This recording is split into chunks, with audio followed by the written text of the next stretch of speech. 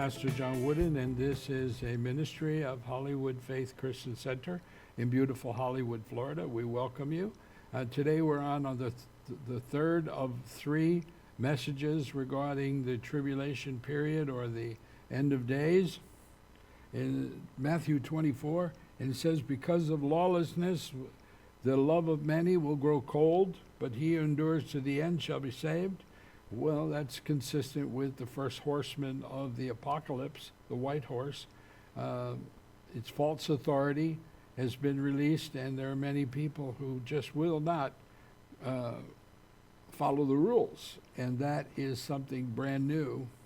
They just won't. In Hebrews 10:24, it says, and let us consider one another in order to stir up love and good works, not forsaking the assembling of ourselves together, as is the manner of some, but exhorting one another, and so much more as you see the day, capital D, approaching. Well, this is not the time to be a lone ranger. This is not a time to be by yourself, because the lone sheep are the ones that are wolf bait. And so this is the time to be with brothers and sisters in worship.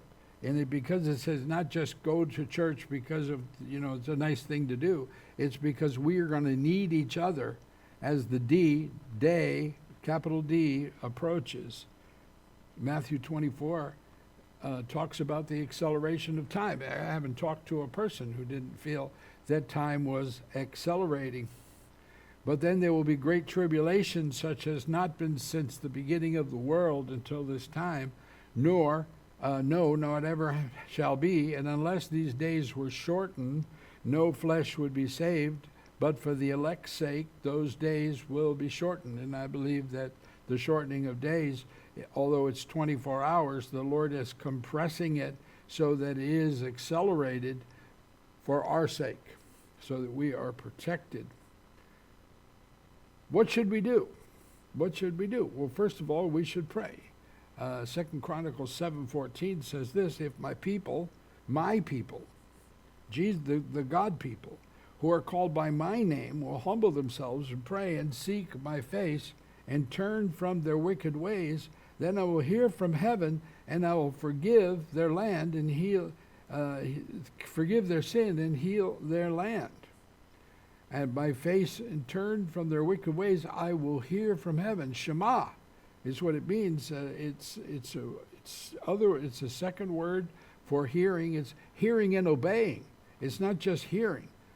There's a separate Hebrew word for just to hear, but this is hear and obey. So God is commanding himself.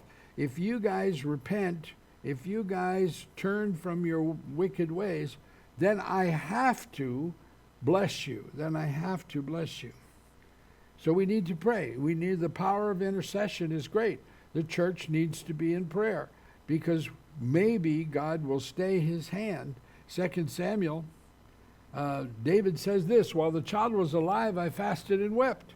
For I said, who can tell whether the Lord will be gracious to me, that the child may live? So there are times when we don't know if God is going to hear our prayers, but he hears them and respond.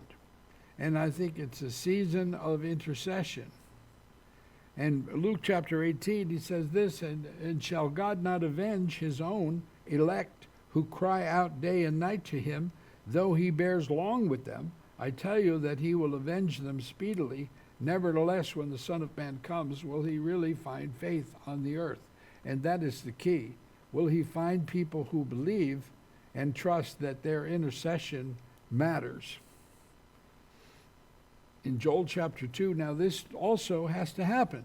I know that I met a woman who was terrified after October 7th when Israel was attacked. She thought that was it. And I said, well, there's a lot of things that have to happen. And one of them is the Joel 2 outpouring, which has not occurred yet. Now, therefore, it says in Joel chapter 2, verse 12, turn to me with all your heart, with fasting, with weeping, with mourning.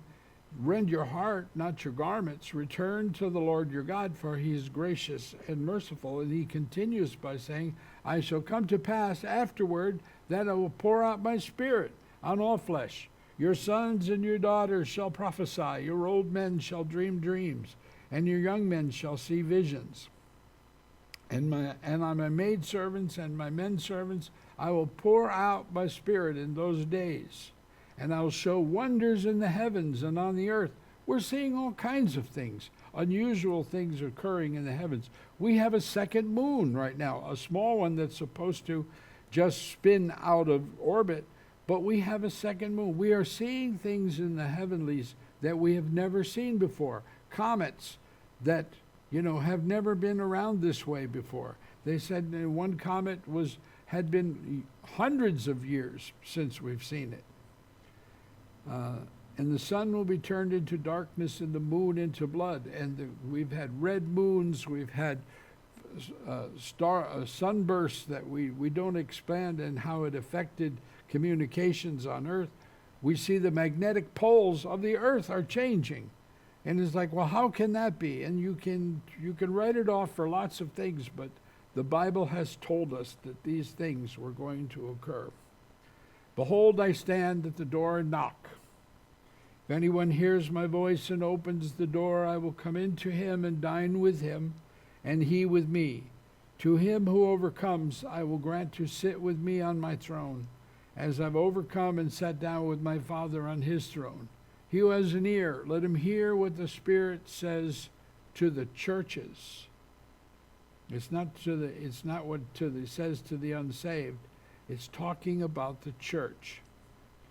The Lord is coming, and he's knocking. Are you going to respond? Because the days are coming when we may not be able to respond.